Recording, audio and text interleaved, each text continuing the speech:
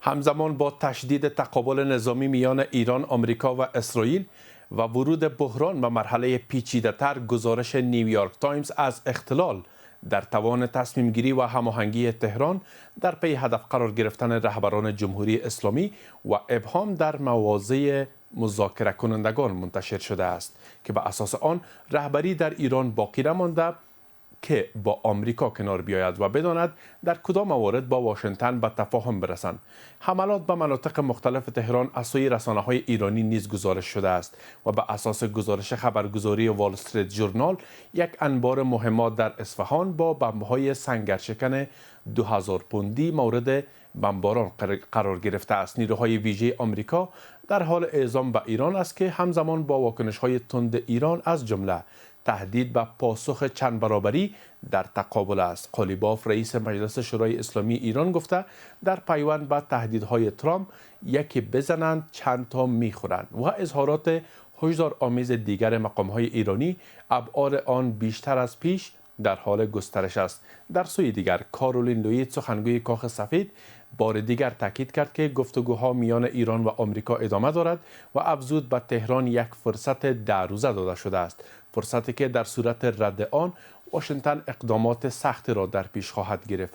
مغایر با این همه گزارش ها، دونالد ترامپ گفته است که به جنگ علیه ایران حتی بدون بازگشایی تنگه هرمز تصمیم میگیرد.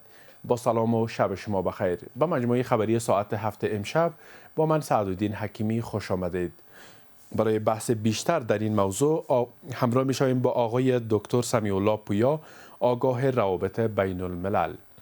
جناب دکتر سیب سلام، وقتان بخیر از اینکه فرصت دادین، خیلی تشکر. میشه از اینجا آغاز کنیم که ترامپ گفتن تا نابودی ایران می جنگد و از سوی می گوید ایران را بدون بازگشایی تنگه هرمز ترک می کند. چی پارادوکس در سخنان دونالد ترامپ نهفته است؟ ببینین، شما روی موضوع بسیار مهم اشاره کردین. حال ترامپ در حالت بسیار بد قرار داره. بله. هیچ تصمیم نمیتونه بگیره که بتونه از این مسئله بسیار بزرگی که دچار شده خود نجات بده. ما همیشه همواره یا در صحبت ها گفتیم که این جنگ ایران نبود، حتی جنگ امریکا نبود. این جنگ اسرائیل است که با فرمایش اسرائیل صورت گرفته و ترامپ در یک حالت بسیار بد، یک موقف بسیار بد قرار داده. حال برآمدنش از این جنگ به دست ترامپ نیست، برآمدن از جنگ به دست ایران است. بله. ایران تماما آمادگی های خود دارد تا این جنگ ادامه بده، به خاطر که اگر تو تضمین های بین المللی که ایران نگیره و خسارات که جبران ناپذیره که تعمال شده او را دوباره اعاده نکنه و از تحریما خود بیرون نکشه، فکر نکنم که ایران برای ایران موقع ازی باشه که برای به خواهشات ترامپ لبیک بگویه. بله. خب جناب دکتر سب، یک اشاره را شما به داشته باشینی که حملات آمریکا و اسرائیل بالای ایران به حد زیادش امکان داشته و مواضع زیادی در ایران هدف قرار گرفته. چقدر ایران از دید گزارش را که قبلا ما به خوانش گرفتم در تصمیم گیری عقب مانده؟ آیا کسایی هستند که در ایران تصمیم بگیرن فعلا؟ ببینین، ما میبینیم که در جنگ یکی جنگ گرم است که با اسلحه جنگ میکنن و دیگه جنگ سرد است که از طریق تبلیغات اونا جنگ ادامه میتن. بله.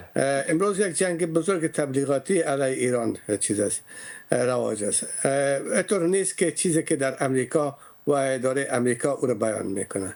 واقعیت ها چیز دیگر است. شما میبینید که با وجود که چندین بار رهبرای ایران مورد حمله قرار میگیره و رهبرای از بین میره، جانشینای از موقف تند و تندتر در مقابل امریکایی ابراز میکنن. بله. و شما میفهمید که ایران از پتانسیل ظرفیت‌های بسیار کافی در مدتی که از سال 79 تا به حال اینا برنامه‌ریزی کردن، تماما ظرفیت‌های عزیز داره که جنگ به شکل مداوم با امریکا و اسرائیل ادامه بده. حتی ما براتون بگویم که ایران هنوز از ظرفیت‌هایی که ما انتظار داریم استفاده نکرده. چرا استفاده نکرده دکتر صاحب؟ بله؟ چرا تا کنون استفاده نکرده در حد؟ به خاطر که شما میفهمین که برای اینکه جنگ بتانن که به شکل دوام مدتش ادامه بدن و چون آمادگی ایران هم دمی بوده و ایران هیچ وقت مطابق خواهشات ترامپ نمیخواسته که در یک هفته این جنگ خاتمه پیدا بکنه، بلکه اینا تصمیم داشتن که پای امریکا و اسرائیل در اینجا زیادتر کشانیده شود و به او اساس اونا در اوایل از پهپادهای بسیار ضعیف خود استفاده کردن. بله. و شما شاید هستید در هفته گذشته صرف از یک راکت 4000 کیلومتری خود استفاده کردن. بله. و این پتانسیل هایی که برای ایران میتونه که مفید باشه و در مجموع تمام ظرفیت هایی که در منطقه است و در متحدین منطقه در امریکا داره او را مورد ثبات قرار بده. من فکر میکنم هنوز پیش روی است. خب آنچه که شما گفتین، اگر ایران در روزهای نخست از قدرت واقعیش استفاده میکرد، این همه ویرانی بر ایران نمیماند. آیا اینا را ایران میدونست که این کار کرد؟ نه، اینطور نیست. ببینین که یگانه پرابلمی که ایران داشت از دو پرابلم کلان. یکی از قوای دفاع هوای ایران ضعیف بود و دوم طیارات ایران نمیتونست پرواز بکنه از منزل زیاد تا برسه به قلمرو اسرائیل. چندین مملکت باید عبور میکرد که پرفندای ممالک میتونست که مورد طیارات مورد شکار قرار بده. به او خاطر این دو مسئله بسیار مهم بود که به ایران. اما آنچه به ظرفیت های راکتی ایران ارتباط میگیره، او ظرفیت ها هنوز کاملا پابرجا است و اونا در اعماق زمین قرار دارن و اسرائیل و امریکا آن قدر ظرفیت ها را نمیتونن که به زودی از بین ببرن. بله. خب فرصت در روزه برای ایران چانس است که ایران برسه به یک توافق کلی با آمریکایی که آمریکا در 10 روز هدفهای دیگه را دنبال شاید کنه؟ ببینین همین دو مذاکرات که قبل از جنگ بود، یکی پارسال در جولای سال گذشته در جنگ 12 روزه و در ماه فوریه که مذاکرات بین ایران و امریکا تا به نتایج خوب هم رسیده بود، امریکایی ها از این موقع استفاده کردند و عملات خود بر ایران هر دو بار اینا انجام دادن. دیگر امریکایی ها تماما اعتبار خود نزد ایرانی ها از دست دادن. ایرانی ها ضرورت دارن به یک البته با تضمین های بسیار معتبر بین المللی و همچنان شما میفهمین که در این جنگ قسمی که شما اشاره کردین خسارات عظیمی را به ایران داشت، چه از لحاظ اقتصادی چه از لحاظ نظامی، تا جبران نشه این خسارات ایران. حتی بگیریم حالتی را که جنگ اگر متوقف شود، ایران در یک موقف بسیار بد اقتصادی قرار داره. در ایران قبل از جنگ حتی اقتصادش فوق‌العاده متضرر بود و این جنگ تبعات بسیار وخیم در اقتصاد ایران وارد کرده. اگر صرف جنگ ختم شود و تحریمات ختم نشه و جبران نشه خسارات ایران نمیتونه که از این مسئله خود بکشه. به او خاطر ما حق به جانب میبینم خواهشاتی که ایران امروز داره برای قطع جنگ در منطقه. خب آغازگر جنگ آمریکا بوده و اسرائیل علیه ایران. در پایان اگر به یک توافق کلی برسن، آیا ایران توان غرامت یا آنچه که خسارات هنگفت در ایران باقی مانده به چی اندازه و به چی کیفیت از آمریکا شاید شود؟ ببینین هنوز جزئیاتی که به حساب پیشنهادات ایران است هنوز به طور کامل واضح نیست، اما ما از واقعیت ها را میبینیم. واقعیت ها به می است که ایران نمیتونه که بدون تضمین های بین المللی یکی و بدون خسارات جبران خسارات و همچنان رفع مهمترین مسئله رفع تحریم هایی که از یکی از اقلام مهم پیشنهادات ایران است. اگر چنین حالت صورت نگیره و صرف جنگ ختم شود، ایران نمیتونه خود بکشه از حالت. ایران باید مقاومت بکنه تا او سرحد را که امریکایی ها به این برسن که با تمام در نظر داشت خواهشات ایران باید این جنگ ختم شود. خیلی سپاس. غیر از اون راه بیرون رفت برای ایران وجود نداره. بله دکتر صاحب، با توجه به وضعیت کنونی در ایران آیا سناریوهای بعدی را میشه شما بگین، پیش بینی کنین که سناریوهای محتمل در آینده چی خواهد بود؟ تشدید تنش است یا یکی کنار آمدن دو طرف یا سه طرف است؟ ببینین، ما فکر میکنم جهان منتظر یک تحول بسیار عظیم است. شما میبینید که مناسبات بین اروپا و امریکا در حالت بسیار بد قرار دارد. بله.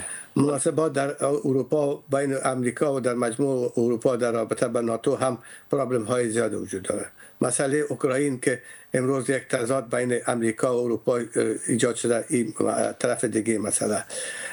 اقتصاد کشورهای مثل چین و روسیه هم و میبخشید هندوستان هم ضربه‌های بسیار وسیع و وخیم را جبران میکنن.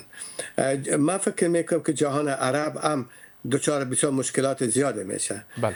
و از طرف دیگه پرابلمی که امروز اسرائیل داره نه تنها با ایران بلکه با حوثی‌های یمن و در لبنان شما میبینید که چه حالت چیز میکنه. این طرف دیگه مسئله. بله. مسئله تنگی هرمز که باید به شکل بنیادی مسئله حل شود، به نفع ایران البته باید حل شود.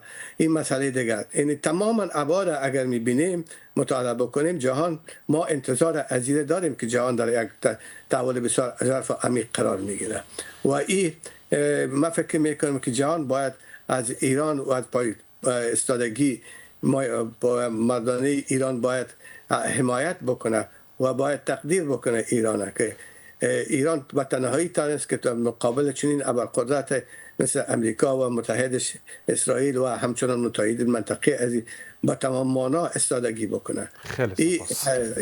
این میتونه که یک توفیق دیگه باشه بعد از جنگ برای جهان که جهان از حالتی که یک قطبی نجات بده. خیلی سپاس آقای دکتر سمیع الله پویا، آگاه روابط بین الملل، از حضورتان در برنامه. همکارم ندیم بهرام در این مورد گزارش آماده کرده است.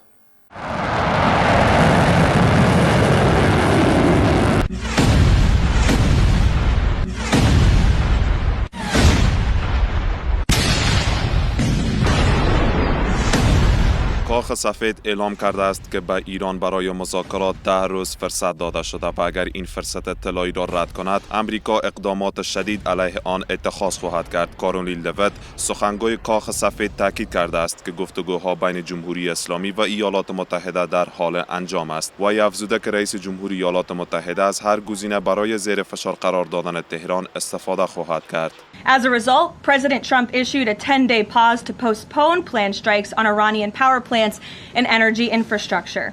اگر ایرانیان این فرصت طلایی را رد کنند، بزرگترین ارتش تاریخ آماده است تا هر گزینه‌ای را برای رئیس جمهور فراهم کند تا نظام ایران را بیشتر از همیشه هزینه بر کند.